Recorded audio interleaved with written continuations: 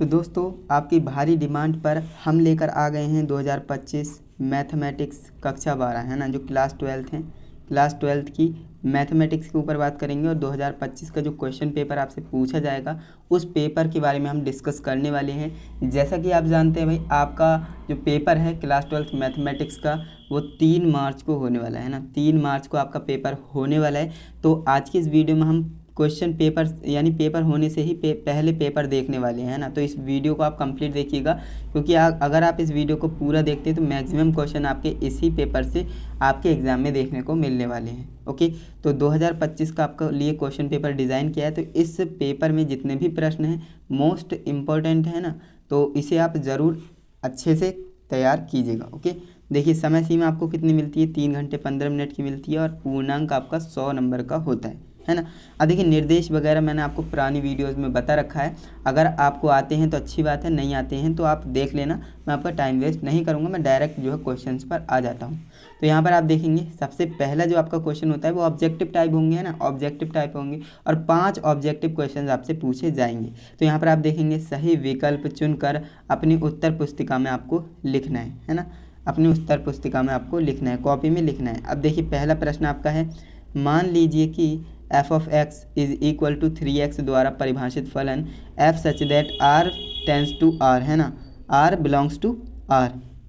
सही चुनाव कीजिए, है ना, सही उत्तर का चुनाव करना है। 1 नंबर में प्रश्न आया है। अब आपको ये बताना है कि f जो है एक एकी आच्छादक है, f बहुएकी आच्छादक है, या फिर f जो है एक एकी है परंतु आच्छादक नहीं है, या फिर f जो है ना तो एक एकी है और ना ही आच्छादक है ना, ये आपको बताना है। तो इसमें से राइट आंसर क्या होगा, तो अगर आपने क्लास 12 मैथ को अच्छे से पढ़ा है तो आप बता पा रहे होंगे कि इसका राइट आंसर हमारा ऑप्शन नंबर ए होगा, है ना, f एक एकी आच्छादक है। ओके, 1-1 है। इसके बाद नेक्स्ट आपका है ख नंबर प्रश्न, यदि समुच्चय n में r is equal to a comma b such that a is equal to b minus 2 comma b is greater than 6 द्वारा प्रदत्त फलन जो r है, निम्नलिखित में से सही उत्तर का चुनाव आपको करना है। 2,4 बिलोंग्स टू आर है, या फिर 3,8 बिलोंग्स टू आर है, या फिर 6,8 बिलोंग्स टू आर है, या फिर 8,7 बिलोंग्स टू आर है। तो इसका राइट आंसर क्या होगा, ऑप्शन नंबर ए होगा, 2,4 बिलोंग्स टू आर, है ना। तो ये आपका राइट आंसर हो जाएगा। एंड इसके बाद आपका नेक्स्ट है ग नंबर प्रश्न, समाकलन, है ना, इंटीग्रेशन ऑफ x e की पावर x dx का मान ज्ञात कीजिए। तो e की पावर x होगा 1 प्लस x प्लस 1 इंटू ई की पावर x होगा, या फिर x माइनस 1 इंटू ई की पावर x होगा, या फिर x square upon 2 into x e की पावर x होगा। तो इसका राइट आंसर हमारा क्या हो जाएगा, तो आप अच्छे से जानते हैं भाई, जब हम इंटीग्रेशन x इंटू ई की पावर x dx का करते हैं तो हमें क्या मिलता है, तो हमें x माइनस 1 इंटू ई की पावर x मिलता है। तो हमारा जो तीसरा नंबर ऑप्शन है वो राइट हो जाएगा, x माइनस 1 इंटू ई की पावर x। ओके, इसके बाद हम नेक्स्ट प्रश्न को देखते हैं। जो नेक्स्ट हमारा क्वेश्चन है घ नंबर प्रश्न हमसे कह रहा है कि अवकल समीकरण हमें दे रखा है 2x² d2y upon dx2 minus 3dy upon dx plus y equal to 0 एक कोटि है। इसकी कोटि बताना है हमें, कोटि कितनी होगी, 2 होगी, 1 होगी, 0 होगी, या परिभाषित नहीं है वो आपको बताना है। तो इसकी कोटि कितनी होगी, तो मैंने आपको बता दिया वह उच्चतम घात ही कोटि कहलाती है ना। तो मैक्सिमम कितनी है, 2 है, तो 2 इसकी कोटि हो जाएगी, है ना, तो 2 इसकी कोटि हो जाएगी। ऑप्शन नंबर ए इसका राइट हो जाएगा 2। ओके, इसके बाद नेक्स्ट आपका क्वेश्चन है, यदि सदिश 2i कैप प्लस जे कैप प्लस के कैप और i cap minus 4j cap plus lambda के कैप परस्पर लंब हैं तो लैम्डा का मान हमें ज्ञात करना है, 3, 2, 4 या 0। तो इसका राइट आंसर क्या होगा, तो इसका जो राइट आंसर हमारा ऑप्शन नंबर 2 हो जाएगा, राइट, है ना, 2 इसका मान होगा, लैम्डा का मान 2 होगा। इसके बाद आ जाते हैं, देखिए ऑब्जेक्टिव क्वेश्चन आपके एंड हो जाते हैं ना। ऑब्जेक्टिव क्वेश्चन इतने ही आते हैं, 5 ऑब्जेक्टिव क्वेश्चन आएंगे 5 मार्क्स में। ओके, सभी खंड कीजिए। अब यहाँ से आपको सभी खंड करने हैं और 1-1 नंबर वाले क्वेश्चन आपके लिए कितने मिलेंगे, 5 1-1 नंबर वाले क्वेश्चन मिलेंगे। पहला आपका प्रश्न है कॉट इनवर्स -1/√3 का मुख्य मान हमें ज्ञात करना है। 1 नंबर में क्वेश्चन पूछा गया है। मैं सॉल्यूशन नहीं बता पाऊंगा क्योंकि वीडियो बड़ी बन जाएगी और आपका टाइम अभी बहुत ही ज़्यादा कीमती। आपको करना क्या है, स्क्रीनशॉट लेना है या फिर अपनी कॉपी में नोट डाउन करना है ये क्वेश्चंस, क्योंकि VIMP क्वेश्चंस आपके लिए लाया हूँ है ना। तो आपको करना क्या है, इन्हें नोट डाउन कर लेना है और खुद से ही प्रैक्टिस करनी है, क्योंकि आप प्रैक्टिस करेंगे तभी आपको बेनिफिट मिलने वाला है। मैं सॉल्व करके दिखा दूँ और आप सिर्फ देखते रहें तो कोई फ़ायदा नहीं है ना। तो आपको ज़्यादा से ज़्यादा प्रैक्टिस करनी है। तो दिखाइए कि फलन f(x) बराबर mod x is equal to 0 पर संतत है, ये आपको बताना है। और 1 नंबर में प्रश्न आया है, ज़्यादा बड़े प्रश्न नहीं आते हैं 1 नंबर में है ना, छोटे मोटे क्वेश्चन आएंगे। एंड इसके बाद ग नंबर प्रश्न आपका है अवकल समीकरण xy d2y upon dx2 plus x into dy upon dx का whole square minus y dy upon dx is equal to 0 की कोटि और घात हमें बताना है। कोटि और घात आप इजीली बता सकते हैं ना, कोटि और घात आप आसानी से बता सकते हैं। इसके बाद नेक्स्ट आपका है घ नंबर प्रश्न, जो कि है दो बिंदुओं -2, 4, -5 और 1 to 3 को मिलाने वाली रेखा दिक् कोसाइन को ज्ञात करना है। दिक् कोसाइन और दिक् अनुपात आप ज्ञात करना जानते ही होंगे है ना, तो इन्हें भी आप कर सकते हो। इसके बाद नेक्स्ट आपका क्वेश्चन है यदि probability of A is equal to 3/7/13, probability of V is equal to 9/13 और P into A intersection B is equal to 4/13, तो P probability of A by B हमें ज्ञात करना है। ये भी आपका कितना 1 नंबर में प्रश्न आया है। ओके, इसके बाद नेक्स्ट आपका जो क्वेश्चन है 3 नंबर क्वेश्चन, सभी खंड करने इसके पहले ही बता देंगे कि कितने खंड करने हैं और कितने नहीं है ना। सभी खंड बोल दिए तो सभी करने हैं। ओके, देखिए पहला प्रश्न आपका है यदि A बराबर जो आपका है समुच्चय दे रखा है जो कि है 1,2 तथा B हमें दे रखा है 3,4, तो A और B में संबंधों की संख्या में बतानी है। देखिए कितना आसान क्वेश्चन है और 2 नंबर में क्वेश्चन पूछा है, जबकि 1 नंबर वाला ये क्वेश्चन है। इसके बाद नेक्स्ट आपका है ख नंबर प्रश्न, यदि y is equal to A sin x plus B cos x, तो सिद्ध कीजिए कि d2y upon dx2 plus y is equal to 0 है ना। तो ये आपको सिद्ध करना है और ये कितने नंबर में 2 नंबर में पूछा गया है ये प्रश्न। ओके, तो काफ़ी आसान था। इसके बाद नेक्स्ट आपका है सदिशों i cap -2 j cap plus 3 k cap और 3i cap -2 j cap plus k cap के बीच का कोण हमें बताना है। 2 नंबर में ये प्रश्न पूछा गया है। इसके बाद घ नंबर प्रश्न आपसे पूछा गया है यदि x का मान दे रखा है x इंटू 2/3 है ना, ये क्या है आव्यूह है ना, तो plus y -1/1 is equal to 10/5, तो x और y के मान ज्ञात करने 2 नंबर में प्रश्न पूछा गया है और काफ़ी आसान प्रश्न है। इसमें आपको करना क्या है, इसके बराबर इसे सिद्ध करना है ना, बराबर इसके रखना है। इसके बाद नेक्स्ट आपका है चौथा नंबर प्रश्न, सभी खंड कीजिए है ना। इसमें भी आपको सभी खंड करने 2-2 नंबर वाले प्रश्न हैं। पहला प्रश्न है दिखाइए कि प्रदत्त फलन f(x) is equal to 7x - 3r एक वर्धमान फलन है, ये आपको बताना है ना, वर्धमान फलन है। इसके बाद नेक्स्ट आपका है ख नंबर प्रश्न, जो कि है सदिश एक कैप नहीं है, ये बार है। Okay, a bar plus b बार और a बार माइनस b बार में से प्रत्येक लंबवत मात्रक सदिश ज्ञात कीजिए जहां a बार बराबर क्या है i cap plus j cap plus k cap और b बार बराबर है i cap plus 2j cap plus 3k cap. Okay, ये 2 नंबर में प्रश्न पूछा गया है। इसके बाद नेक्स्ट आपका प्रश्न है उस समांतर चतुर्भुज का क्षेत्रफल ज्ञात कीजिए जिसकी संलग्न भुजाएं क्या हैं, a बार बराबर 3i cap plus j cap plus 4k cap और b बार बराबर i cap minus j cap plus k cap द्वारा दी गई हैं।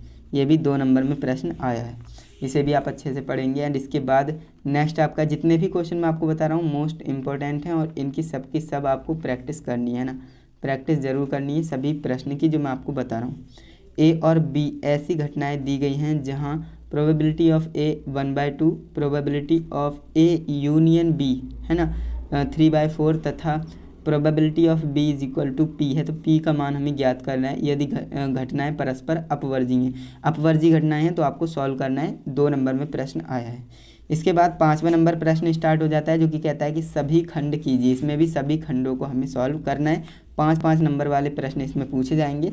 देखिए पहला प्रश्न आपका है, सिद्ध कीजिए कि पूर्णांकों के समुच्चय z में r is equal to 1, a, b संख्या 2 a-b को विभाजित करती है द्वारा प्रदत्त फलन एक तुल्यता संबंध है। ये आपको बताना है। 5 नंबर में प्रश्न है।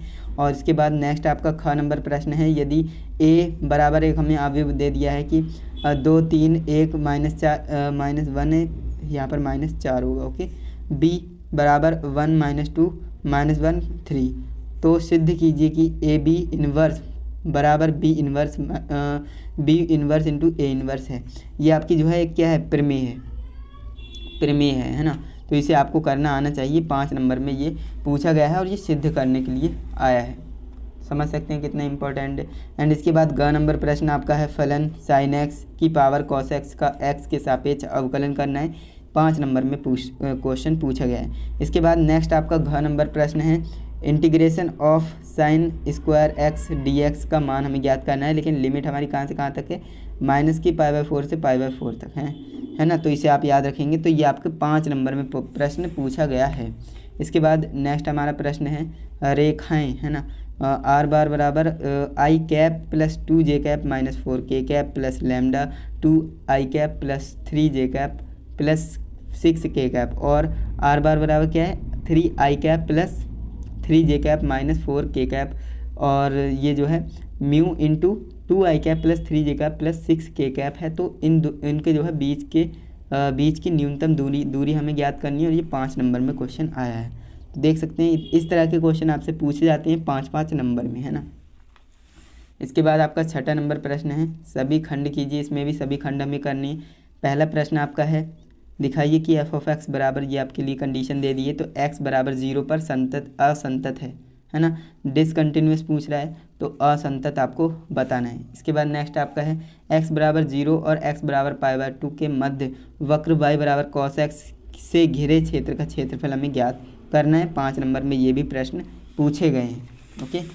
इसके बाद हम आगे बढ़ते हैं। तो देखिए इसमें क्या पूछा गया है, ग नंबर प्रश्न आपका है, p का मान ज्ञात कीजिए ताकि रेखाएं 1 - x/3 is equal to 7/-14/2p is equal to z-3/2 और 7 - 7 है ना, यहाँ पर पाई होगा, यहाँ पर x होगा, है ना।